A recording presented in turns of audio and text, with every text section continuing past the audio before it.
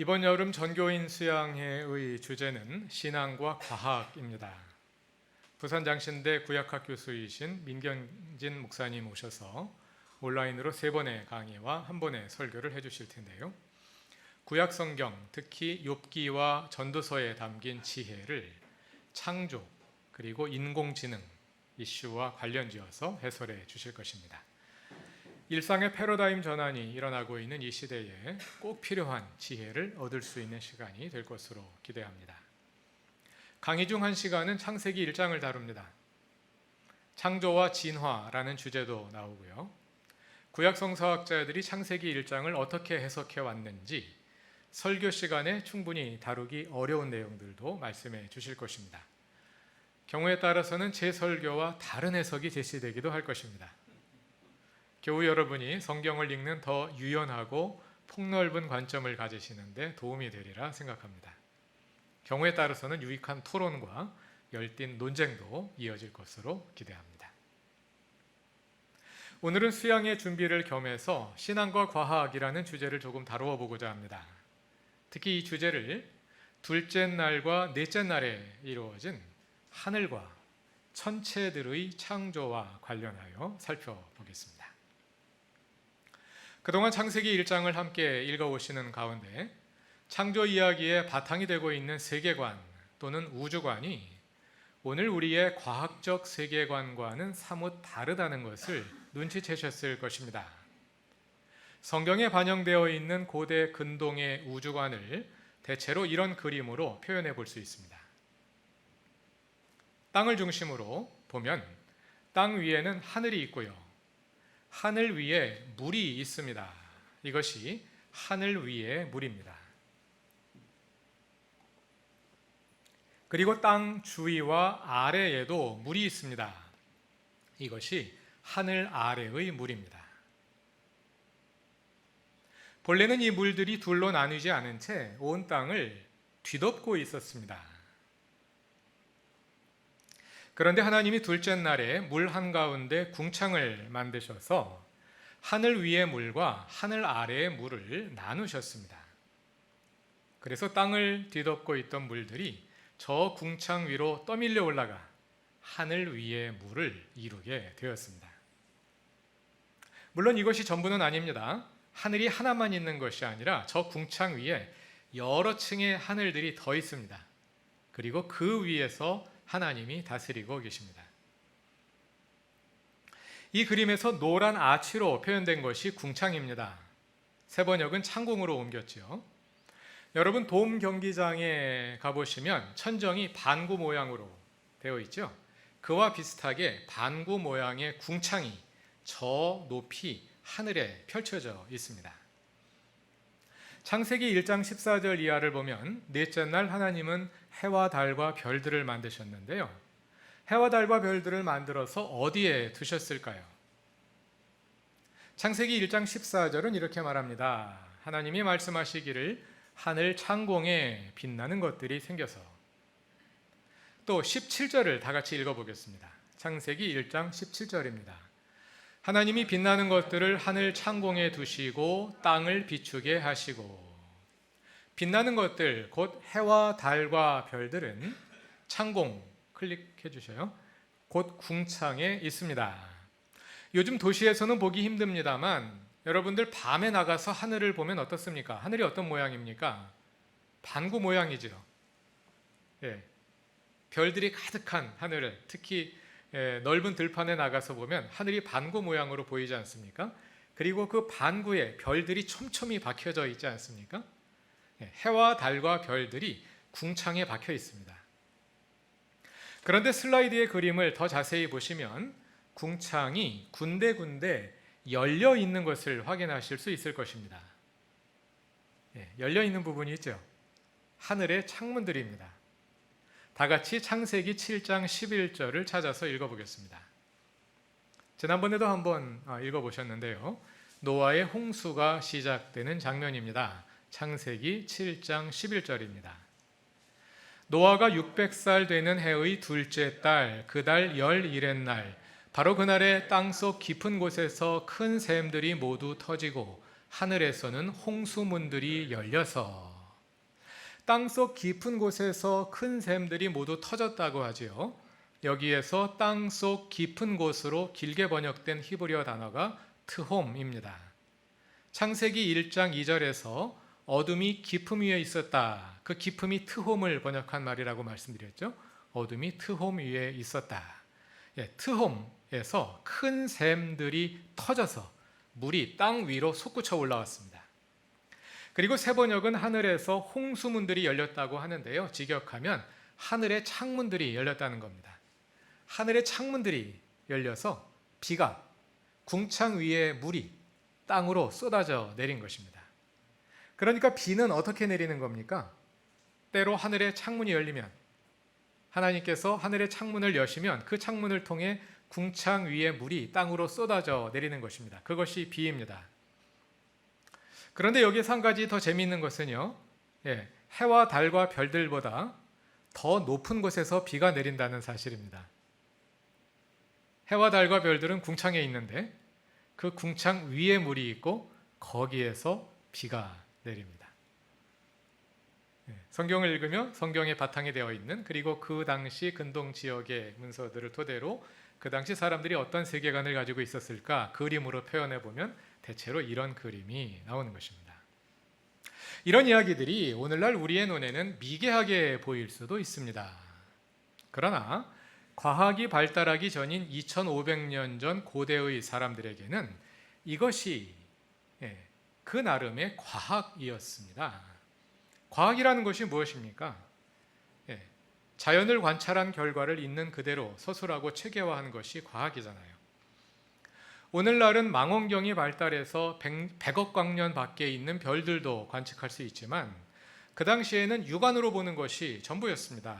그래서 눈에 보이는 것을 토대로 그 당시 사람들이 관찰한 것을 최선의 결과로 체계해 놓은 것이 이것입니다. 과학입니다. 그 당시의 우주관입니다. 성경은 하나님의 뜻을 사람들이 이해할 수 있는 방식으로 사람들에게 계시해 줍니다. 계시란 하나님의 뜻을 사람이 이해할 수 있는 방식으로 열어 보여주는 것입니다. 그런데 하나님은 당신의 뜻을 사람들이 이해할 수 있도록 전달하기 위해 사람들의 언어와 문화와 과학을 사용하십니다.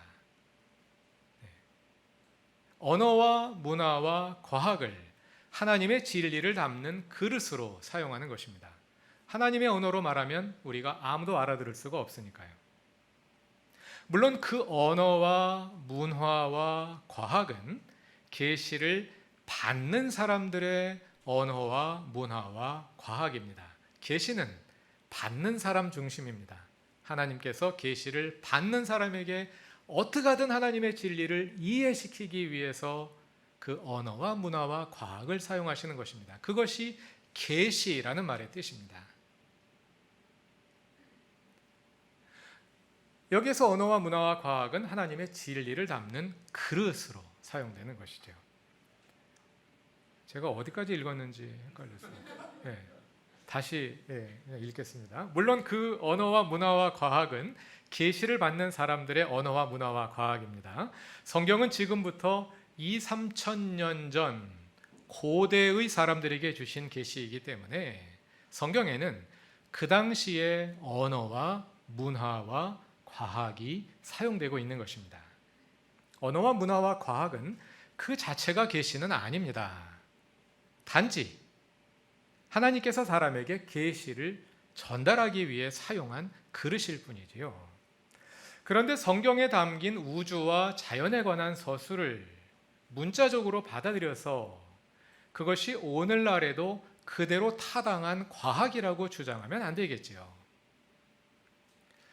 저는 고등학교를 이과를 나왔습니다. 그리고 고등학교 시절 저의 꿈은 창조과학자가 되는 것이었습니다. 고등학교 2학년 즈음에 교회 도서관에서 창조과학에 관한 소책자를 우연히 찾아서 읽었습니다. 진화론의 오류를 조목조목 설명하며 성경이 말하는 창조가 과학적 사실이라고 주장하는 책이었습니다. 그때 그 책을 읽으며 가슴이 뛰던 것을 잊을 수 없습니다. 그러나 그 이후 계속하여 창조과학자들의 글을 읽어나가면서 거기에 납득하기 어려운 주장들이 많다는 것을 알게 되었습니다. 창조과학자들의 성서 해석에서 아쉬운 점은 성경의 진리와 그 진리를 담는 그릇을 구별하지 못한다는 것입니다. 성경은 과학교과서가 아닙니다. 성경에 담겨 있는 자연에 대한 서술은 고대의 우주관에 더한 것이고요. 그것은 고대 사람들에게 진리를 알려주기 위해서 진리를 담는 그릇으로 사용되었을 뿐이지 그 자체가 성경이 전달하려고 하는 진리는 아닙니다. 구원의 진리를 알고 싶다면 성경을 읽는 것이 좋습니다. 그러나 자연과학에 대한 정확한 지식을 얻고 싶다면 해당 분야의 과학자들의 말을 듣는 것이 좋습니다. 지구의 역사가 궁금하다면 천문학자와 지구과학자들의 말을 들어보는 것이 좋고요. 진화에 관해 알고 싶다면 생물학자들의 글을 읽어보는 것이 좋습니다. 그럼 우리는 창세기의 창조 이야기를 왜 읽는 걸까요? 이 질문에 답하기 전에 이와 관련하여 본문에서 한 가지 더 관찰해 볼 것이 있습니다. 창세기 설교를 시작한 첫 주일에 1장 1절과 2절의 관계에 대해 크게 두 개의 해석적 입장이 있다고 말씀드렸습니다. 다양한 해석들이 있는데요. 이 이슈를 가지고 둘로 나눌 수 있다, 그런 뜻입니다. 다수의 의견은 1절이 창조 과정 전체를 요약해 주는 것이고 2절은 창조가 시작되기 전의 상태를 보여주는 것이라고 이해합니다.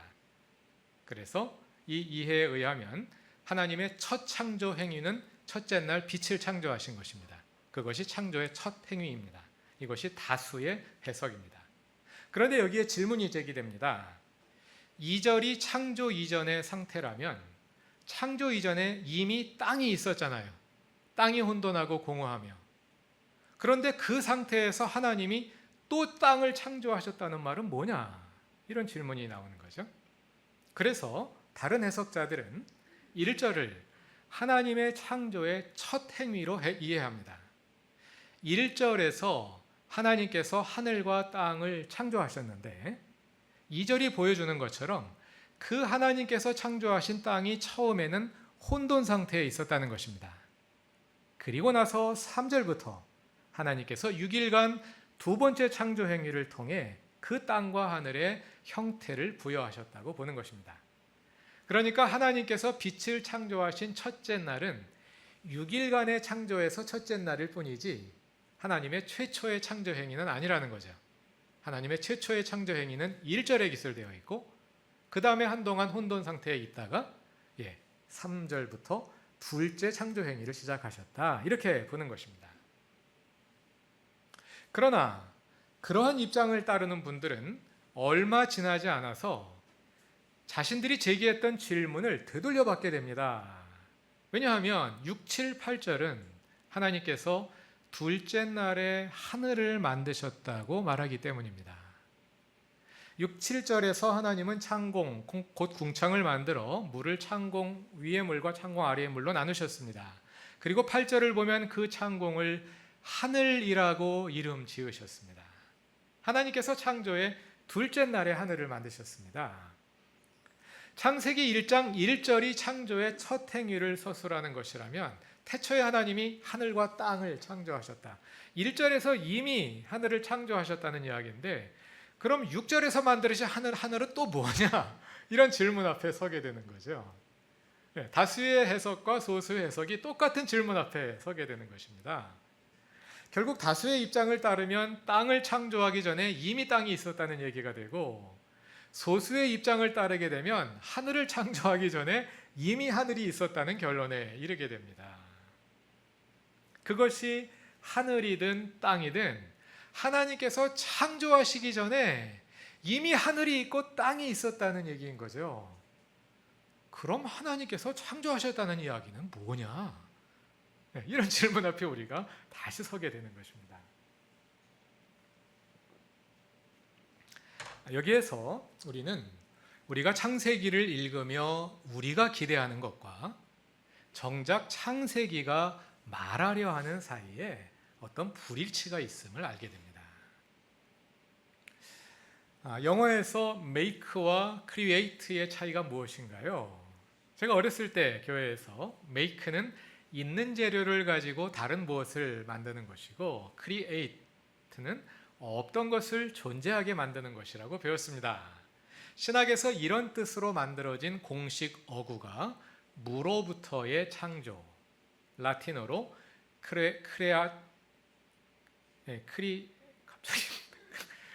갑자기 제가 라틴어를 잘못 써놔가지고요 생각이 안 납니다. 크레아치오 엑스 니힐로 이렇게 부릅니다. 크레아치오 엑스 니힐로, 무로부터의 창조. 신학의 중요한 공식 어구 가운데 하나이죠. 그러나 이렇게 이해할 경우, 무로부터의 창조라고 이해할 경우에 창세기는 우리의 기대를 무너뜨리는 겁니다.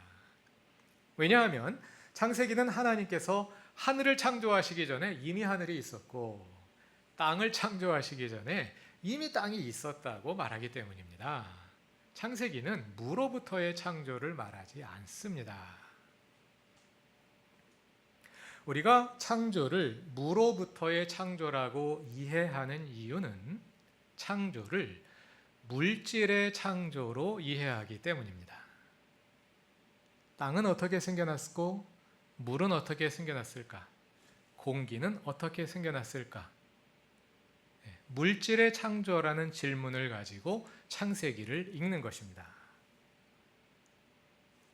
창세기를 과학적 질문에 대한 답으로 읽는 것입니다. 그러나 창세기는 땅이 어떻게 생겨났고 물이 어떻게 생겨났는지, 공기가 어떻게 생겨났는지 말해주지 않습니다.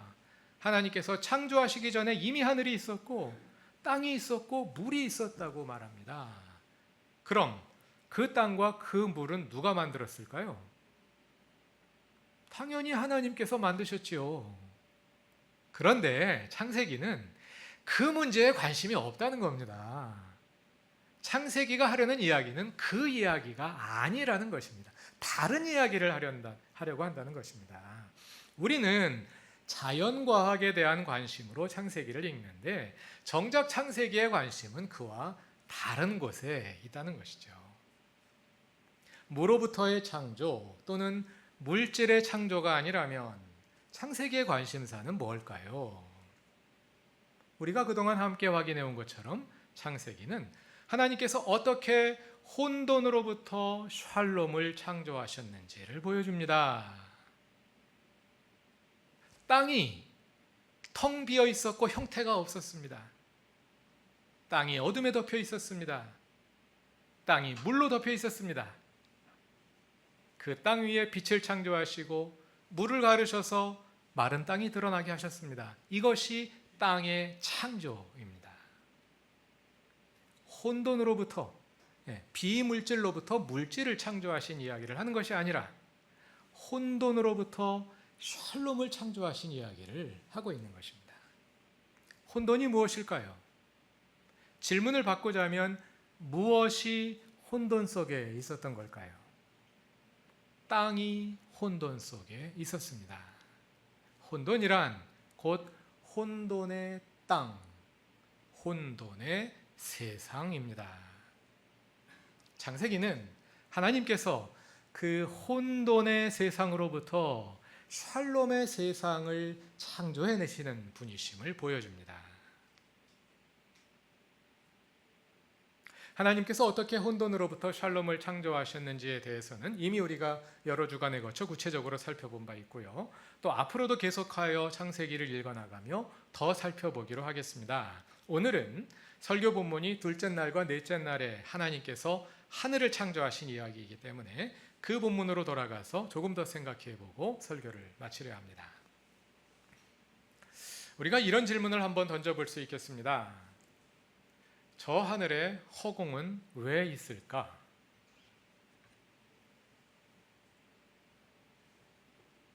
허공은 왜 있을까? 그 질문에 대해 창세기 1장은 이렇게 대답합니다. 허공은 이 땅을 덮고 있던 혼돈의 물을 궁창으로 떠받쳐 올린 결과로 생겨난 것이다. 하나님은 해와 달과 별들을 만들어 궁창에 두셔서 시간의 변화를 알리고 땅을 환히 비추게 하셨는데 그 빛이 허공을 통해 우리에게 도달한다. 저 허공에 아무것도 없다 하여 허공이 무의미한 것이 아닙니다. 허공에도 뜻이 있고 역할이 있습니다. 허공이 있기에 혼돈의 물이 땅을 덮지 못하고, 허공이 있기에 이 땅에 빛이 비추어 혼돈의 어둠이 물러가는 것입니다. 허공은 하나님의 샬롬의 매개입니다.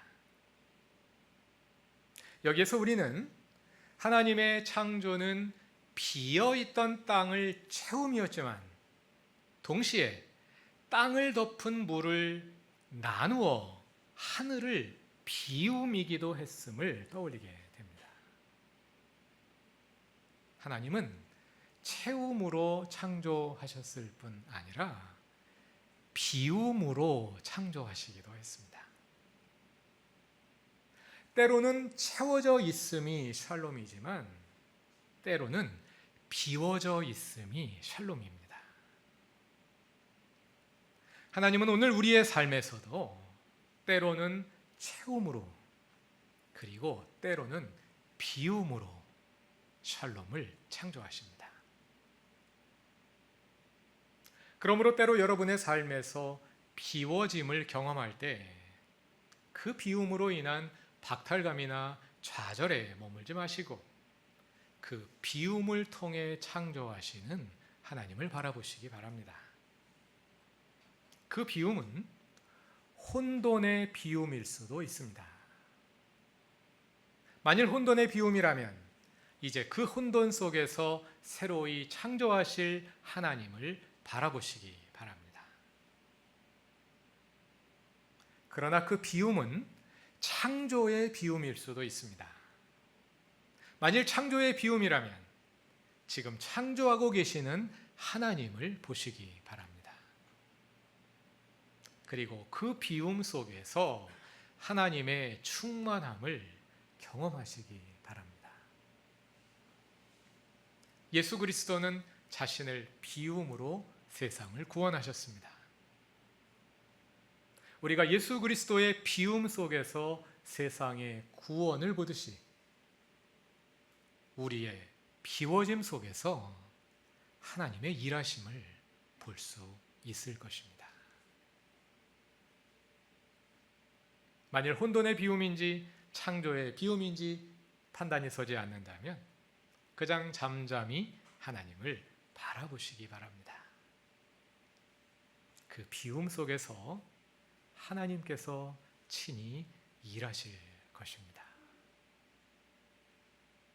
하나님은 오늘도 우리의 삶에서 채움을 통해 그리고 동시에 비움을 통해 새 창조를 계속하고 계십니다. 다 같이 기도드리겠습니다. 창조주 하나님, 우리 삶의 채워짐 속에서 그리고 특별히 비워짐 속에서 주님의 창조를 보게 하소서. 때로 우리는 혼돈의 비움 속에 빠집니다. 그 속에서도 우리가 절망하지 않는 것은 혼돈에서 샬롬을 창조하시는 하나님을 보기 때문입니다. 그러나 때로 우리는 하나님의 창조가 우리의 비워짐으로 나타나는 것을 봅니다.